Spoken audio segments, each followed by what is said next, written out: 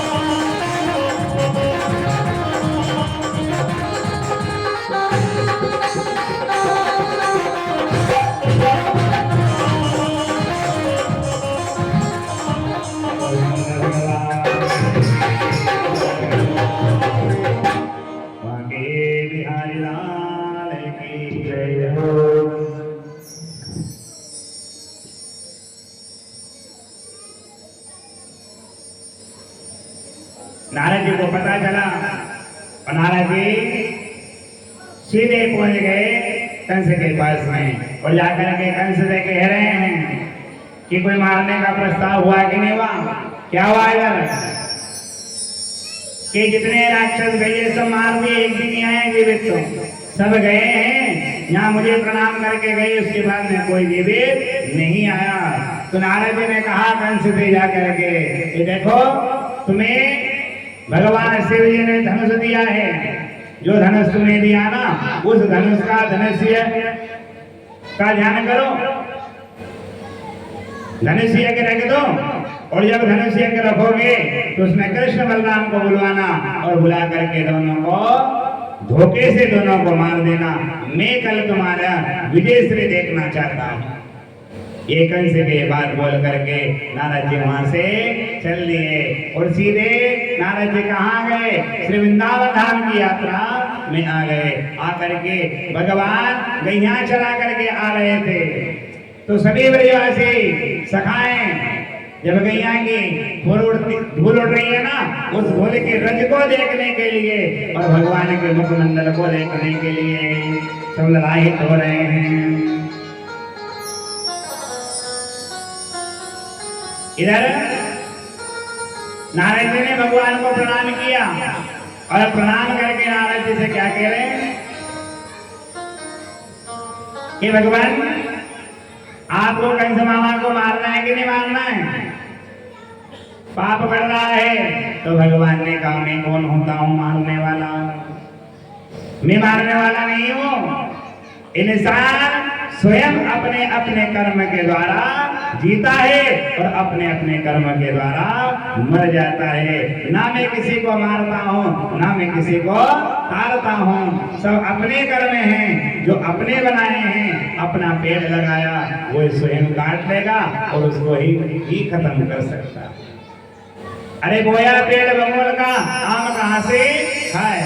पेड़ तो लगाया बमोल का, फिर आशा करे जा करके कि नहीं हमें तो फल की प्राप्ति हो, कभी भी नहीं हो सकती। आम का पेड़ लगाओगे तो नाम रहेगा कि आम का पेड़ हमारे दादाजी लगा करके गए हैं। उस खेत का नाम ही पड़ गया है आम वाला खेत। पेड़ को काटा नहीं। कर्पूर गौरम करुणावतारम, क्या बताया है? जलना तो कपूर के जैसे जलना, मोमबत्ती की तरह मत जलना। मोमबत्ती ऊपर से जलती पूरी जल जाती है जा करके। यहाँ क्या है? कर्पूर गौरम करुणावतारम। हनुमान चालीसा सब पढ़ते हैं। हनुमान चालीसा में लिखा है कि जो यहाँ पढ़े हनुमान चालीसा, क्या लिखा उसमें? जो का अर्थ होता है कोई भी पढ़े, स्त्री पढ़े पुरुष पढ़े, ब्राह्मण पढ़े क्षत्रिय पढ़े शूद्र पढ़े वैश्य पढ़े, कोई भी पढ़े, जो यहाँ पढ़े हनुमान चालीसा हुए सिद्ध साखी गौरीसा। कौन है साक्षी? भगवान भोलेनाथ और पार्वती मैया। भोले बाबा कह रहे हैं कि आप तो गंगा उठा करके कहते हो कि जमीन इसकी है, पर मैं तो स्वयं गंगा को मेरे सिर के ऊपर धारण करता हूँ। हुए सिद्ध साखी गौरीसा, इसके साक्षी कौन है? भगवान भोलेनाथ और पार्वती। फिर बाद में क्या कह दिया? और देवता चिंतन धरे, हनुमत से सर्व सुख करे। जितना सुख है वो सब प्राप्त हो जाएगा, आपको चिंता करने की बात नहीं। आपको तो चिंतन करना है, चिंता नहीं करना। चिंता चिता के समान और भगवान का चिंतन किया। एक पत्नी ने अपने पति को सोए हुए को उठाया और उठा करके कहा जाओ कथा में चले जाओ, काम करते रहते हो। अब ये पति को भेज तो दिया कथा में, आ गए, आ करके बैठ गए। बैठे कैसी जगह? जहाँ टेका मिल जाए। तो बैठे ना, जाकर के बैठे सामने की बैठ जाओ। तो ये जाकर के बैठ गए और बैठने के बाद में ऐसे बैठे कि 3 घंटे की कथा पूरी हो गई और उन्होंने राम का नाम नहीं सुना, बस एक शब्द सुना था, आओ बैठो। एक शब्द सुन लिया, आओ बैठो। अब बैठे 3 घंटे की कथा पूरी हो गई और घर चले गए। ये शब्द जाने लगे कि साहब जाओ। उसी रात में एक चोर चोरी करने के लिए उनके घर में घुस गया। इनके मंत्र के जाप चल रहे हैं, आओ साहब जाओ साहब, आओ साहब जाओ साहब। पूरी रात्रि ये भजन चल रहा है। अब भजन चलते चलते मन में चल रहा है जो सम्मान मिला ना, कहीं गए चोर आया तो चोर तो ये सोए हुए हैं, इनका जाप चल रहा है, आओ साहब। तो चोर ने सोचा साहब इसने मुझे पहचान लिया है। फिर चोर पीछे मुड़ा, फिर जाने लगा तो इन्होंने फिर कह दिया कि जाओ साहब। चोर ने कहा, चोर पैर पकड़ करके वहीं बैठ गया और बैठ करके इंतजार कर रहा है जिनसे इनके पैर को हाथ लगा तो बार बार मुझे छोड़ दो, मैं चला जाऊंगा, मैं चला जाऊंगा। इतने में सोने वाले की निंद्रा खुल गई कि भाई तू कौन है? कि मैं चोर हूँ, मैं चोरी करने आया था। मैं जैसे ही प्रवेश किया मैंने आपके घर के अंदर, आपने की आओ साहब, तो मैंने सोचा आप जाग रहे हो। फिर मैं जाने लगा तो आपने की कि जाओ साहब। इस व्यक्ति ने कहा कि एक बार के सत्संग में एक चोर अपने चरणों में आकर के गिर गया, अगर मैं सदा भगवान की भक्ति करूंगा ये मेरा जीवन तो वैसे धन्य हो जाएगा। गोविंद भगवान की भक्ति की कोई सीमा नहीं है और भक्ति का कोई उम्र भी नहीं है। उम्र के भक्ति की नहीं है। हम बुढ़ापे में भक्ति करेंगे, नहीं कर पाओगे। बुढ़ापे में तो खाट पकड़ लेगी और खटिया जैसे पकड़ी ना, कहेंगे बेटा मुझे ले चल कथा में ना, आपसे नहीं बिठाएगा, आप नहीं जा पाओगे। तो बुढ़ापा ऐसा है कि जो सबको आपका जन्मदिन पता है, शादी की सालगिरह पता है, बालक का जन्म हुआ सब पता है, पर कभी मन से विचार करना कि हम कब बूढ़े हो गए इसकी तारीख पता है? गुरुजी देखते देखते हो गए बूढ़े, पता नहीं चला हम कब बूढ़े हो गए। ये इसकी कोई तारीख नहीं है, तो जैसे भजन की भी कोई तारीख नहीं। बोलो गोविंद भगवान की जय हो। अक्रूर काका से खिलवाया नारद जी ने कि कंस ने अक्रूर काका को भेज देना और जाकर के वो कृष्ण बलराम को लेकर के आ जाएंगे। इधर भगवान के चरण पकड़े, वो चरण पकड़ करके भगवान से प्रार्थना करी कि प्रभु कंस मामा को भी मानना है, अवंतिका पढ़ने भी जाना है और आपका ब्याह भी करना है, नई द्वारका भी बसाना है, कि नहीं रहोगे, आगे बढ़ोगे कि नहीं बढ़ोगे। तो भगवान ने पूछा वहां क्या कह के आए हो? क्या बोला वहां?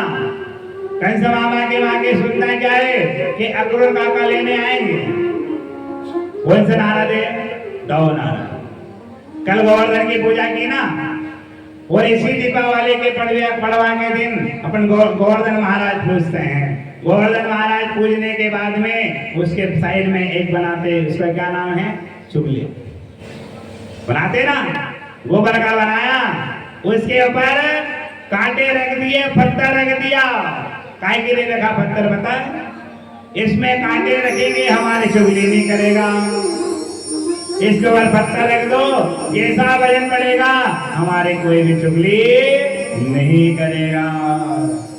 तो कल कथा में गोवर्धन की पूजा करी और भगवान इंद्र ने वर्षा कर दी जाकर के, ये प्रमाण है उसका। कहता है ना भगवान दिखेगा? नहीं दिखेगा, देखना नहीं है कोई किसी को। भगवान आपने देखे, किसी ने भी भगवान नहीं देखे, पर भगवान के भाव को जानते हैं। एक किसान एक खेत में 1 क्विंटल सोयाबीन फेंकता है जा करके और वही ट्रायली भरा करके निकलती है। यही तो भगवान का भाव है। दिखेगा नहीं, जो दिखता रहेगा वो कभी दिखेगा भी नहीं। गोविंद भगवान की जय हो। बाके बिहारी लाल की जय हो। वो भजन कर मस्त जवानी में, बुढ़ापा किसने देखा है? भजन कर मस्त जवानी में, बुढ़ापा किसने देखा है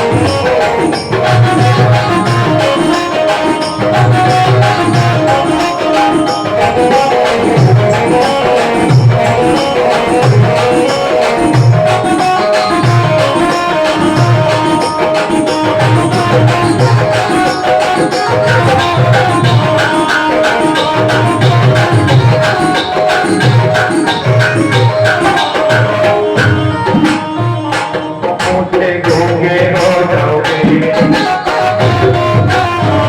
वचन तुम गा नहीं जाओगे, कि मुझसे गूंगे हो जाओगे, वचन तुम गा नहीं जाओगे।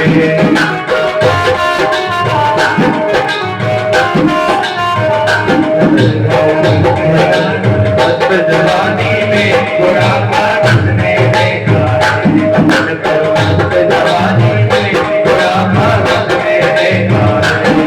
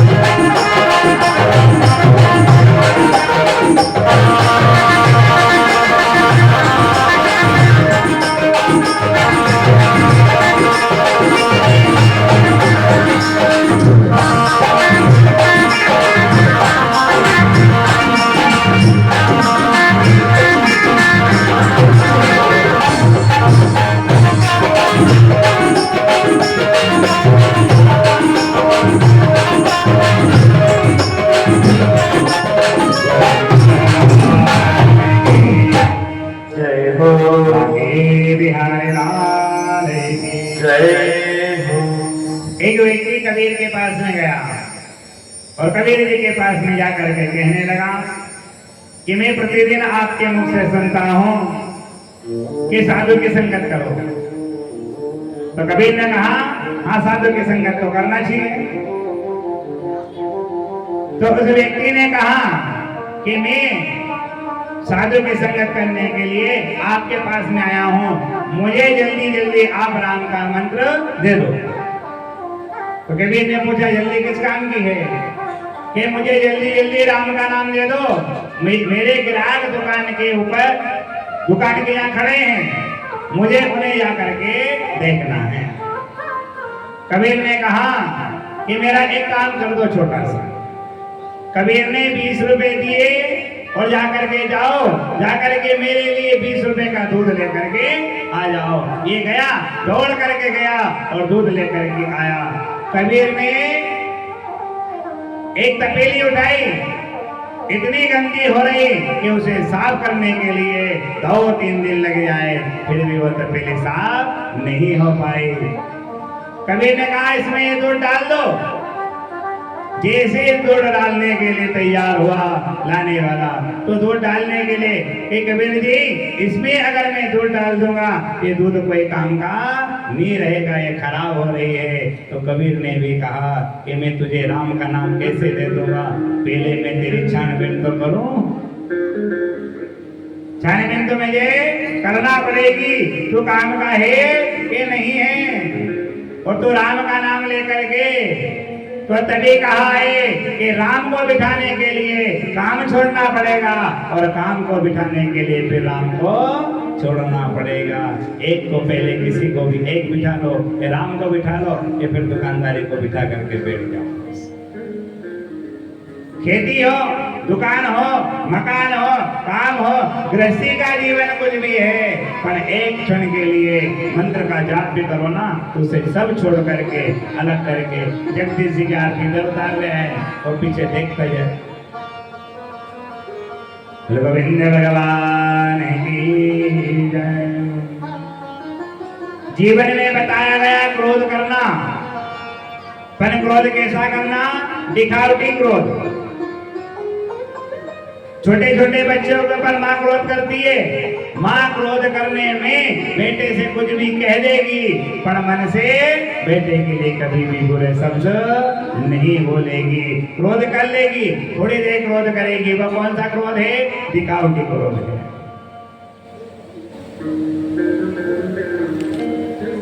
अक्रूर काका को पता चला, अक्रूर काका रथ में बैठ करके आए। पहले तो कंस ने बुलाया अक्रूर काका को और बुला करके कहा कि तुम्हें वृंदावन जाना है और कृष्ण बलराम को लेकर के आना है। अक्रूर काका ने विचार किया मन में कि अगर मैं लेने नहीं जाऊंगा तो दुष्ट मुझे मार देगा, और मैं लेने चला गया ये कृष्ण बलराम को मार देगा। दोनों तरफ फंसे हुए हैं, जाऊं कि नहीं जाऊं।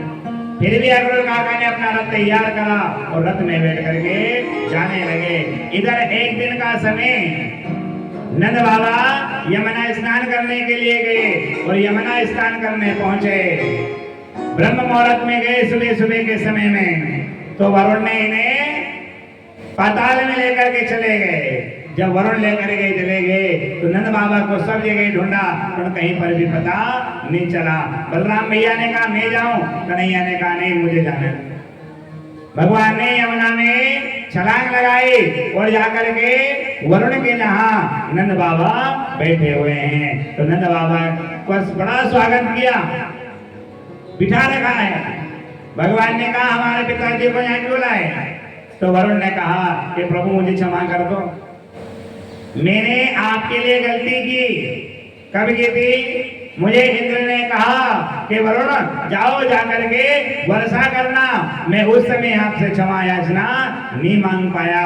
अब मैंने आपके कौन सी चीज को चुराऊं मैं कि जिससे आप मेरे पास में आओ? तो मैंने बाबा को ही चुरा लिया।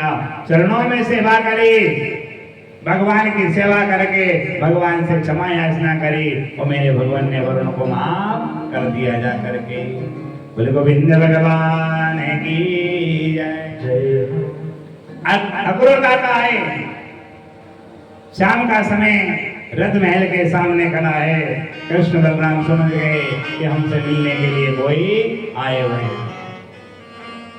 ज्ञान चर्चा हुई, अक्रूर काका को प्रणाम किया, पूरी रात बात हुई। अक्रूर काका ने रात में ही कह दिया मैं कृष्ण बलराम को लेकर के जाऊंगा। यशोदा मैया पूरी रात रोती रही, कुछ भी नहीं दिखाई दे रहा है इन्हें। सुबह हुई, रथ देख करके सभी सखाएं, ग्वाल बाल गोपियां सभी आई और आकर के कहने लगी कि कन्हैया हमें छोड़ करके जा रहे हैं। गोविंद भगवान की जय हो। रथ में तैयार हुए जाने के लिए। नंद बाबा ने कहा कन्हैया मैं भी चलूंगा। सखाओं ने कहा कन्हैया हम तेरे साथ चलेंगे। भगवान ने नहीं पीताम्बर नहीं पहना, ना मुकुट पहना, ना अपने चरण में चरण पादुका कुछ भी नहीं पहना। मैया ने बार बार कहा कन्हैया तू मुकुट पहन ले तो अच्छा लगेगा, नए वस्त्र पहन ले। भगवान ने मना कर दिया कि मेरे सखा इतने गरीब हैं कि उनके पास में कपड़े के भी ठिकाने नहीं है। अगर मैंने अच्छे कपड़े पहन लिए, उनके सामने चला गया ना तो मुझसे दूरी बना लेंगे जाकर के। एक में रहो, सब में रहो, सुख में भी साथ दो और दुख में भी साथ दो। मैं भगवान हूं। भगवान ने इतनी बार कहा है कृष्ण ने कि मैं भगवान हूं, मैं भगवान हूं। प्रभु श्री राम ने ये नहीं कहा कि मैं भगवान हूं, मैं भगवान हूं। एक बार भी नहीं बोला, पूरी राम कथा हो गई, पर एक बार ने कहा कि मैं श्री राम हूं, मैं भगवान हूं। भगवान ने हजारों बार कह दिया अरे सखाओ, अरे वाले आओ, मैं भगवान हूं, मेरे पास में तुम आ सकते। गोविंद भगवान की जय हो। इधर जाने लगे, रथ के ऊपर तैयार हुए, गोपियां आ गई। गोपियों से कह दिया कि जल्दी आ जाऊंगा मैं। माँ से कहा मैं 3 दिन में आ जाऊंगा। राधा रानी आई, राधा रानी से कहा कि राधा सब करना, पर अब अपने नेत्रों से कभी भी आंसू मत बहने देना। रथ में बैठ के जाने लगे।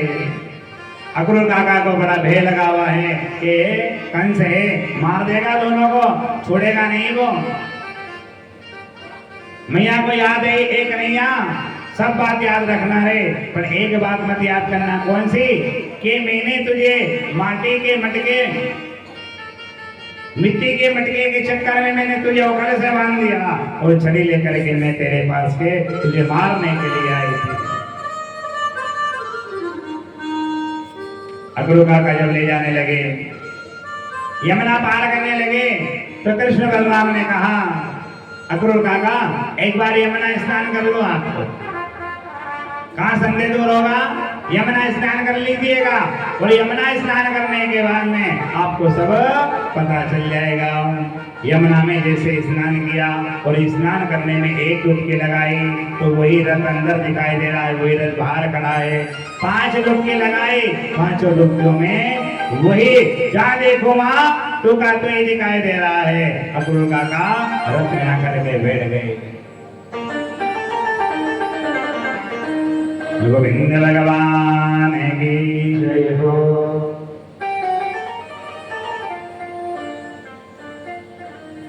रथ में बैठे और रथ में बैठ करके जाने लगे, यमुना पार कर गए। मथुरा में जैसे प्रवेश किया और प्रवेश करने में रथ से उतर करके अक्रूर काका ने कहा कि चलो जलपान करेंगे, बाल भोग करेंगे, उसके बाद में आप कंस मामा से मिल लेना। तो भगवान ने कहा कि हम यहाँ रिश्तेदारी करने नहीं आए, कोई रिश्ते निभाने नहीं आए हम, फिर हमें तो हमारा जो काम है वो काम करना है। यमुना के पार उतर करके धोबी कपड़े धो रहा था और जब धोबी के पास में जाकर के पहुंचे, इधर प्रतिबंध लगा दिया था कंस ने कि कृष्ण बलराम के ऊपर कोई फूलों की वर्षा नहीं करेगा, कोई माला नहीं पिलाएगा, कोई उनकी सेवा नहीं करेगा, कोई जलपान नहीं कराएगा, फूलों की वर्षा नहीं होगी, ऐसा कोई कुछ भी नहीं करेगा। पर इधर हुआ क्या, कहते हैं ना कोई किसी की बात नहीं मानता है। इधर धोबी कपड़े धो रहा है राजा के और भगवान पहुंच गए और धोबी से कहा ए धोबी हमें 2-5 जोड़ कपड़े दे दे तू। धोबी ने कहा तुम ग्वालिया हो, तुम कपड़े का भाव क्या जानते हो, तुम गैया चराना याद है तुम्हें, ये महाराज कंस के कपड़े हैं और इन कपड़ों को आप हाथ भी नहीं लगा सकते हो। बलराम जी ने कहा ए धोबी तू वही धोबी है ना जो मेरी भाभी माँ सीता को तुम्हें वन में से आने के बाद लंका से आए उसके बाद में फिर कलंक लगा दिया था। ए धोबी तेरे पहले का मुझे बदला लेना है। एक मुष्टि का प्रहार करा, इधर धोबी का भी उद्धार कर दिया। कपड़े लिए, नए वस्त्र लेकर के दुर्मिल नाम के धोबी के पास में पहुंच गए। धोबी ने बढ़िया काट पीट करके वस्त्र बना दिए। माली के पास में गए, माली ने माला पहनाई और पूरे मथुरा नगरी में फूल ही फूल रखवा दिए सब जगह। कंस को पता चला धोबी मर गया, माली ने माला पहना दी, दर्जे ने कपड़े सी दिए। अब इधर से नंबर लगा कुब्जा का, एक कुब्जा चली जा रही है 3 जगह से टेढ़ी। ऐसे कहा ए सुंदरी कहाँ जा रही हो। कुब्जा ने कहा मुझे सुंदर कहने वाला कौन है। पीछे मुड़ करके देखा तो स्वयं भगवान आ रहे हैं। कुब्जा ने बार बार विचार किया कि मुझे सुंदर कहने वाला कौन है, मेरे भाव को कौन जान सकता है। कुब्जा से कहा तुम बड़ी सुंदर थी, तुम्हें सुंदरता का अहंकार हो गया था, तो एक संत का तुमने अपमान कर दिया, इसलिए संत ने तुम्हें श्राप दिया जा 3 जगह से टेढ़ी हो जा तुम। तो कुब्जा अच्छे सुंदर होने के बाद में चंदन का कटोरा लिए हुए जा रही थी। कुब्जा से कहा हमें चंदन का तिलक नहीं लगाओगी। कुब्जा ने कहा ये कंस महाराज के लेके जा रही हूँ, कंस महाराज के लिए लेके जा रही हूँ मैं। भगवान ने कहा थोड़ा सा चंदन हमें भी लगा दो। अंगली उठाई और तिलक लगाने लगी कुब्जा। तो भगवान ने अपने अंगूठे से कुब्जा के अंगूठे को स्पर्श किया और जैसे ही 3 जगह से टेढ़ी थी उसे सीधा कर दिया। गोविंद भगवान की जय हो। ये चंदन का प्रतीक है। क्या है? चंदन। माथे के ऊपर चोटी होना अपने, ये नहीं कि चोटी कहाँ है ब्रह्मांड अपना। आप पूजा पाठ करते हो ना, पूजा पाठ करी, आप पवित्र हो गए, पूरे पवित्र हो गए, फिर इसके बाद फिर गंदे हो गए। कैसे? 3 बार जल पिया और जल पी करके ये झूठा हाथ अपने सिर के ऊपर रख लिया। चरना मत पीना, कोई बुरा नहीं, चरना मत पीना बुरी बात नहीं है, पर चरना पी करके कैसे पीना, ऐसे ये मुख से अपना हाथ इस पर से नहीं होना चाहिए। और फिर आपने क्या किया, ऐसे पी करके सिर के ऊपर हाथ ले गए, प्रसाद खाई तो भी ऊपर हाथ ले गए, चरना मत किया तो भी सिर के ऊपर हाथ ले गए, ये झूठा हो गया, फिर आप शुद्ध नहीं हुए। ये मंत्र कह रहा है आप पवित्र होगा, तुम तो पहले भी पवित्र थे, आप पवित्र नहीं हुए थे, ये जल पीने से तुम्हारे अंदर की आत्मा शुद्ध हो गई जा करके। कि तम्बाकू बीड़ी सिगरेट कुछ पिया हो ना, जिससे हमारा मन शुद्ध हो गया जा करके। गोविंद भगवान की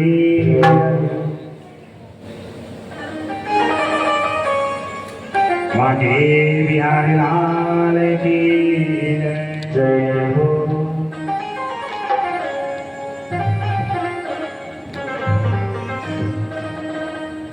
उषा मेरे से मिलने का उसके संग ही बहाना है, उषा मेरे से मिलने का उसके संग ही बहाना है।